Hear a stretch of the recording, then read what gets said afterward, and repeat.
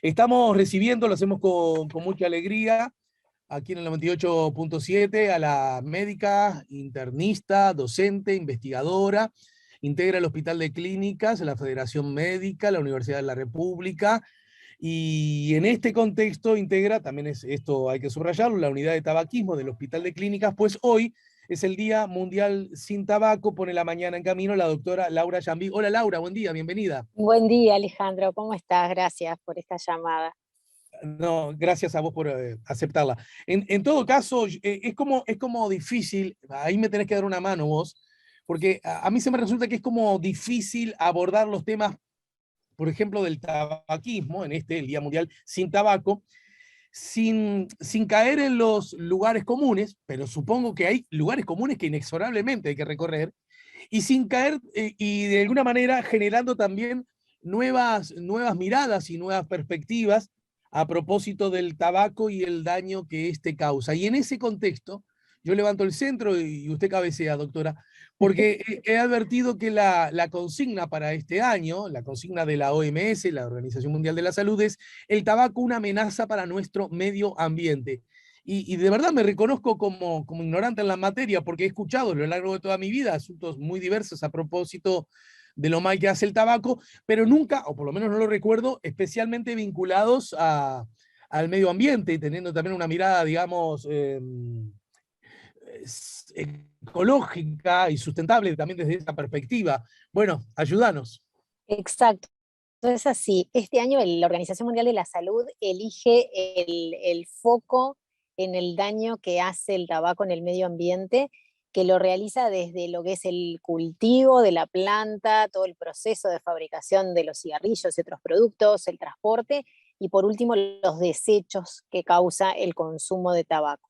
Entonces, mirando el tema desde esa perspectiva, que lo venimos estudiando hace tiempo, pero este año como con más foco, realmente la industria del tabaco es una industria muy contaminante, muy dañina para el planeta. Las cifras son como tan enormes que son como difíciles de imaginar, pero por decirte un ejemplo, Alejandro, se talan 600 millones de árboles al año solo para la industria del tabaco, lo que causa deforestación, empobrecimiento de los suelos. Esos mismos tala de árboles se utiliza para lo que es la quema del secado de la hoja, que es parte como del proceso industrial de la fabricación de cigarrillos, dando una cantidad de emanaciones al medio ambiente, contribuyendo sustantivamente al calentamiento global. Estos son datos probados. Y utilizando, por ejemplo, recursos tan preciados como es el agua en valores de 22 millones de litros para la industria del tabaco, sabiendo que es un producto que es nocivo, mortal para la salud humana, también tiene toda esta huella de destrucción en el planeta, en la salud humana, porque eso es el tema sensible que nos ocupa y a mí en particular como médica, pero también nos parece que para las generaciones más jóvenes, que creo que tienen una conciencia medioambiental y del tema sustentabilidad mucho más presente, no es menor este dato, de que dejando de fumar también contribuís a cuidar el planeta. Bien, y en ese contexto, que me parece que es, bueno, interesante esa perspectiva, y charlando acerca de cómo hay cosas que en el Uruguay han cambiado, a ver cómo lo planteo, doctora, porque Uruguay ha dado desde el 2006 a la fecha, pasos muy grandes, muy eficientes en la lucha contra el tabaco y en la lucha eh, cultural acerca de que no es necesario que para ser un ganador, no es necesario estar con un pucho en la boca. Algo de eso hay, ¿no Exacto. es cierto? Hay En- de eso se llama como la desnormalización del tabaco, que bueno, que ya no es tan social ni culturalmente aceptado, ¿no? El fumar, mucho sí. menos entre los jóvenes aún, sí. Entonces, yo pienso lo siguiente, otra vez, doctora, me tenés que ayudar. En ese contexto, yo siento que Uruguay, teniendo en cuenta que recuerdo el pasado, teniendo en cuenta que volvías de tu casa a donde fueras, fumaras o no, y tenías que inmediatamente sacarte la ropa apenas ingresaras en tu casa y meterla en el lavarropas. Sí podías tenderla provisoriamente a algún lado porque era contaminar con el humo, con el olor, toda tu casa, a toda tu familia, a todos vos. Eso ya hace rato que no ocurre. Entonces uno podría suponer, venimos por buen camino, y uno podría verse tentado a aflojar la cincha. Exacto, que es exactamente lo que no hay que hacer porque digamos que durmiéndonos en los laureles o procediendo en lo que parecen pequeños pasos, la industria tabacalera da pasos enormes. Y Uruguay, como tú bien decís, Alejandro, hizo una cantidad de avances que fueron el resultado de políticas concurrentes que tienen que ver con lo educativo, con la salud, con los impuestos, con la prohibición de fumar en lugares cerrados, con la prohibición de la publicidad, la promoción, el patrocinio. Cuando yo era joven era común caminar por Montevideo y ver carteles de Malboro en los edificios, ver que el tabaco auspiciaba eventos deportivos. Eso ya no es parte de nuestro Ujú. paisaje. Entonces todo eso que culturalmente aprendido, fomentado por el marketing de asociar el lo saludable o el tabaco a ser ganador, a la juventud, eso ya no está en nuestro paisaje. Sin embargo, hay mucho por avanzar, porque si uno mira las cifras, Uruguay bajó la frecuencia de fumadores en los un poco más de 15 años, pero luego se detuvo eso.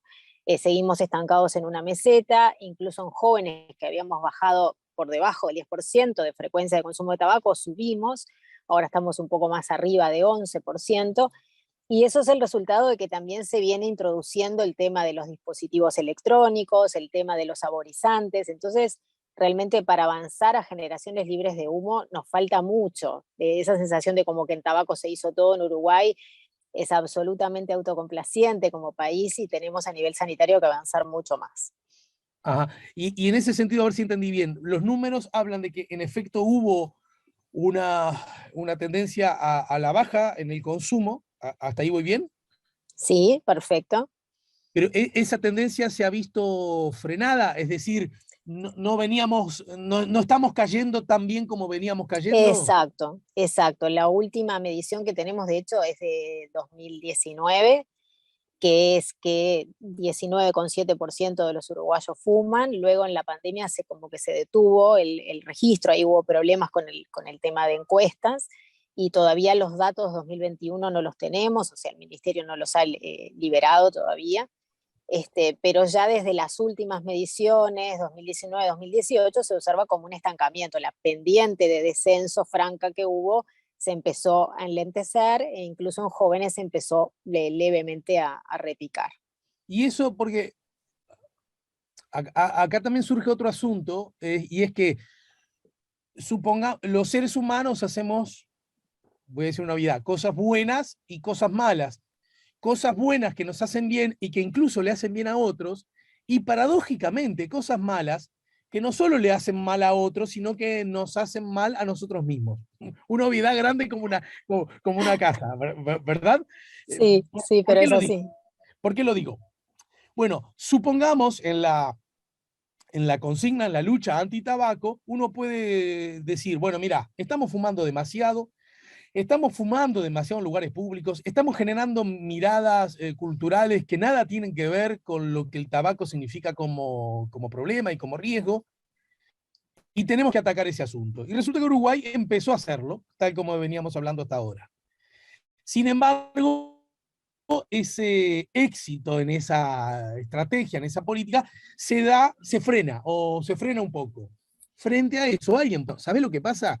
Que hay un porcentaje básico, no tiene que ver con las cosas malas que los seres humanos hacemos para nos y para con otros, que es como inevitable que convivamos con ellos. Entonces, que está la guerra, que está el hambre, que está la desigualdad, que está la agresión, que está la violencia y que también hay un cierto número de personas que siempre van a fumar. ¿No estamos frente a ese casco que hay que sacárselo con peine fino?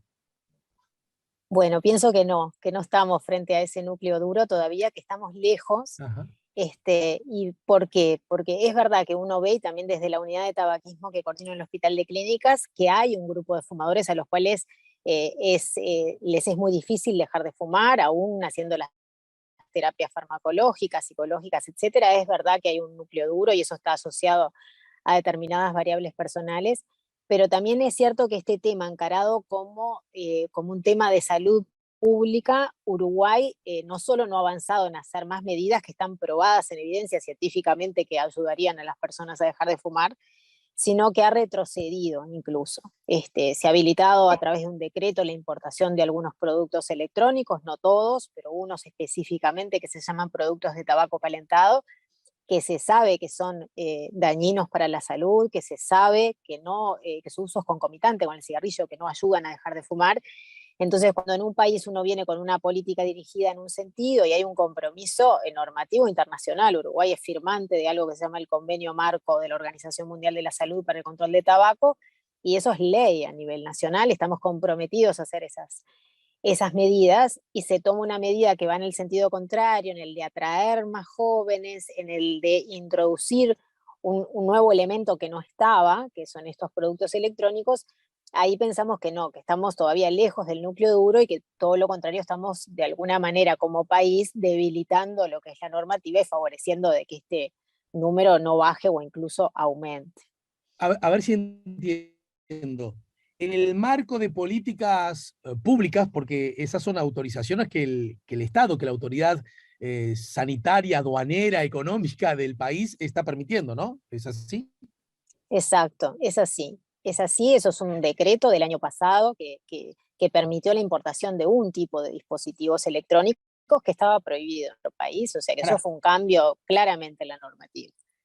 o sea, ya no es que en este caso, y según el ejemplo que está citando, doctora, no estamos frente a algo que el Estado, para prevenir el consumo de tabaco, debe hacer, sino que es el Estado que ante algo que ya existía decide, digamos, quitarle vigencia a esa prohibición y ahora sí permitir algo que vos me asegurás que hace mal a la salud.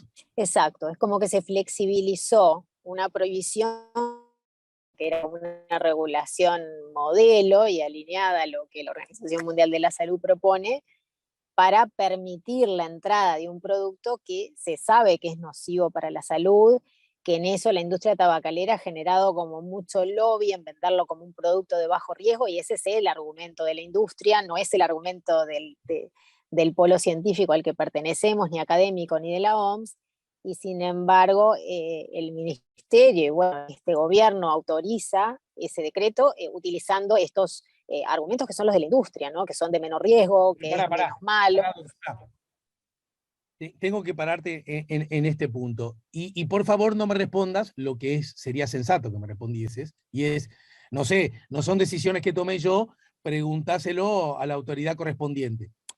Así que esa respuesta no me la des, No te porque la puedo dar. quiero decir, pero yo me imagino que en el ámbito de la salud pública está al frente de la salud pública. Hay, como debe ser, actores políticos que emanan de cierta, digamos, legitimidad que el soberano a través de su voto da a los partidos políticos, y estos resuelven en qué medida designo a tales o a cuáles funcionarios para estar al frente de políticas, que dialogan y que dialogan bien con el ámbito académico. Muchas veces incluso el político en sí mismo posee ese conocimiento académico. ¿Qué, ¿Cuál es el argumento que dicen, che, ¿te acordás que no dejábamos importar esto porque hacía daño a la salud? Bueno, ahora sí lo vamos a permitir. ¿Cuál es? Bueno, es terrible, pero es aún más terrible. En el ámbito de control de tabaco existe lo que se llama la Comisión Interinstitucional Asesora para el Control de Tabaco, que yo la integro representando a la Facultad de Medicina, pero en esa comisión está integrada también por la Comisión Honoraria de Lucha contra el Cáncer, la Salud Cardiovascular, la FEMI, el Fondo Nacional de Recursos, todos los actores e instituciones que asesoramos técnicamente al Ministerio en este tema. Esta comisión no se inventó ahora, está desde el 2003, y digamos, el know-how técnico de esta comisión ha sido clave en el respaldo de la política de control de tabaco, ha sido clave en ganarle el juicio a Philip Morris. O sea, la política de control de tabaco, más allá del liderazgo político que tuvo en nuestro país, tenía un fuerte respaldo técnico. En este caso de este decreto, nosotros nos enteramos del decreto, los que integramos esa comisión técnica, cuando ya estaba publicado. Nunca se nos consultó, nunca se nos avisó que esto iba a suceder, o sea que no pasó por los ámbitos de asesoramiento técnico, que sería lo lógico, como tú decís, Alejandro. Cualquier política sanitaria, más allá del know-how político, que tuviera un asesoramiento técnico, que en este caso el ministerio lo tiene en forma orgánica, o sea, lo tiene en forma organizada, ese cuerpo asesor, y no se nos consultó, y cuando dijimos nuestra opinión, se nos recibió, se nos atendió el argumento, pero nada pasó, el decreto sigue vigente y sigue siendo defendido por la autoridad sanitaria. ¿Con qué argumento, doctora? En realidad el argumento que utiliza la autoridad sanitaria es el argumento de la industria tabacalera, que es que estos productos podrían tener menos emisiones, cuando en realidad hay evidencia científica de que tienen menos emisiones de algunos tóxicos y mucho más emisiones de otros, ¿no? O sea, yo puedo decir, tiene menos concentración de tal o cual tóxico, es mono, pero tiene más de otros a los cuales no se les conoce el daño a la salud o se sabe que son nocivos. Entonces no se puede contar como parte de la verdad. De hecho, hicimos una revisión sobre todos los datos que se saben de estos documentos, que tiene un prólogo del doctor Salinas advirtiendo del riesgo de todo esto. Entonces hay de alguna manera como una incoherencia general en esta flexibilización normativa. No hay Quizás un puede ser, argumento claro que pueda lo pregunto, defender esto. lo pregunto, obviamente, como no puede ser de otra manera, de buena fe, en el contexto de que ya hemos llegado a una meseta en el éxito, ahora como forma de estrategia, lo que quizás como Estado deberíamos hacer es, ya que no podemos evitar que vos fumes, te recomiendo, te sugiero, te facilito otras herramientas del fumar que, aunque dañinas, sean un poco más dañinas que las tradicionales. Ese podría ser un argumento, ¿no? Bueno, pero ¿sabés por qué ese argumento se cae, Alejandro? Primero, que no está demostrado que sean menos dañinas que las tradicionales. Ese es el punto Ajá. fundamental. Eso lo dicen los documentos científicos. Que tengan menos cantidad de algunos tóxicos, de algunos, reitero, no es igual a afirmar que sean menos dañinas a la salud.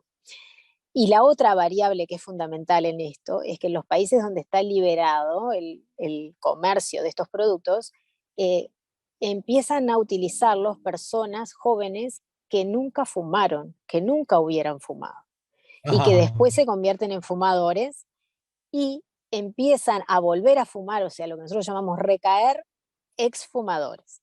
Entonces, si el balance global de estos productos es que atraigo nuevas personas al consumo, recaen los que habían salido del consumo y que los consumen dualmente cigarrillos y estos dispositivos, la cuenta final me da es que es un elemento que viene a socavar las políticas de control de tabaco y a socavar el esfuerzo que como Estados estamos haciendo para proteger la salud de la población. Entonces, claro, como bien advertiste, mi pregunta para obligarme a generar una hipótesis era, quizás no sirva como puerta de salida del consumo y vos estás diciendo, doctora, que no solo no es eso, sino que sea puerta de entrada para los que no consumían y Exacto. puerta de entrada para los que antes consumían. Exacto, eso está demostrado. Hay estudios realizados en Italia, hay estudios realizados en Estados Unidos, donde en un ambiente de exposición a estos dispositivos de liberalización se comportan como una puerta de entrada y empiezan a utilizar los jóvenes que no fumaban y que nunca se hubieran sentido atraídos por el cigarrillo tradicional, porque todo esto, volviendo al inicio de lo que hablábamos, son estrategias de marketing. Atractivo fumar, esto resulta una nueva puerta de entrada a la adicción. Y lo otro que mencionamos, también una puerta de reentrada a la recaída para personas que dejaron de fumar. Laura, yo te tengo que dejar porque justamente estás, supongo que lo puedo decir, ¿no? Frente al Ministerio de Salud, Sí, ¿verdad? Hay por una actividad. supuesto, sí. Hay una Y eso, actividad, ahora hay un acto oficial en el ministerio. por Sí, en tema. el cual en realidad se va a abordar, no, se va a abordar básicamente el lema del Día Mundial, que es el daño al medio ambiente, y va a haber exposiciones sobre eso, las distintas instituciones que hemos trabajado en el tema, vamos a presentar lo que es nuestra campaña en redes sobre este tema. Así que el tema central de hoy está más en el Bien. ambiente, pero Sí. nos parece que este otro del cambio de regulación frente a los dispositivos electrónicos es un tema que nos tiene que preocupar mucho. Y en ese sentido, cualquiera entiende, cualquiera sabe, ¿eh? No hay que ser magíster en comunicación política, no hay que ser doctor en ciencia política, no hay que ser ministro ni senador, alcanza con ser un ser humano con promedio de sentido común. Cualquier batalla, cualquier objetivo que una institucionalidad tenga, ya sea en un cuadro de fútbol ganar un partido, necesita que todos sus integrantes estén alineados, cada uno de su lugar y cada uno haciendo su tarea a propósito de que el objetivo es pertinente, es noble y vale la pena luchar por él. ¿Hasta ahí voy bien? Sí, coincidimos plenamente. Entonces, ¿cómo generas esa idea de que, che, estamos yendo todos juntos, cada uno haciendo sea en un objetivo, y es que lograr que la gente cada vez fume menos? Si vos mismo, si uno de tus jugadores, me permito decir, en este contexto histórico, el más importante, habilita la importación de algo que estaba expresamente inhabilitado, desaconsejado de la perspectiva científica, y de buenas a primeras se lo habilita. Siento que no lo entiendo. Sí, es difícil de entender. Yo creo que en esto Laura, siempre hay que ser ¿no lo consciente de que hablas tú con tus hay colegas? por supuesto, ¿No le decís en esto hay en un mucha off the record, interferencia en de un la off the record, industria. no le decís, che, muchachos, ¿por qué aprobaron esto? Dame la verdadera razón. Es ¿Qué te digo? que nunca se nos dice la verdad razón, pero lo que nosotros desde la sociedad, desde la academia, consideramos es que hay una fuerte interferencia de la industria tabacalera en estas decisiones. Es una decisión que tenemos conocimiento que no salió del Ministerio de Salud. Entonces los Una intereses recomendación o de la las... Secretaría al Ministerio.